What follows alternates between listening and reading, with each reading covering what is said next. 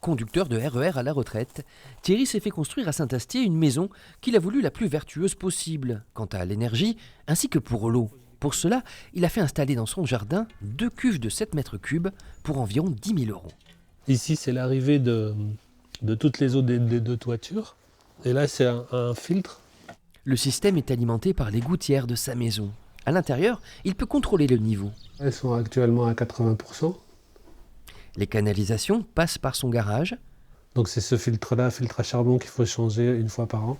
Pour la cuisine ainsi que la douche, la législation l'oblige toujours à s'alimenter au réseau de ville. L'eau de pluie lui sert pour la machine à laver, les toilettes, le jardin et la piscine, lui permettant de disposer d'eau même en période de restriction. Surtout là, les 2-3 années précédentes, là où il y a eu des sécheresses assez fortes, on était content d'avoir cette réserve d'eau à disposition. Derrière ce système de récupération d'eau de pluie, il y a un savoir-faire périgourdin. Dans le Sarladais, l'entreprise Optimo conçoit des cuves de récupération depuis 2006. Chaque cuve de 7 mètres cubes pèse 3 tonnes, 2 demi-sphères qui sont scellées avec une colle très spéciale. C'est la colle qui a été utilisée sur le viaduc de Millau. C'est du solide. Donc c'est éprouvé, approuvé. Un savoir-faire éprouvé, une robustesse garantie, mais au début, ils sont partis de zéro avec un certain sens de la débrouille.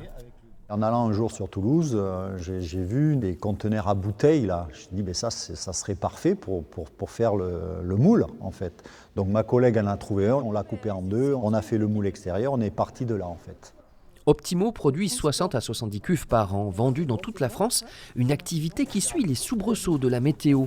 Les étés secs leur sont favorables, avec une nouvelle demande pour des cuves plus grandes. Là, on prépare la 10 mètres cubes parce que ce sont des volumes qu'on nous demande. Le réchauffement climatique devrait assurer de nouvelles commandes à Optimo, même si en France, contrairement à nos voisins belges, la loi ne rend pas obligatoire l'installation de citernes d'eau de pluie.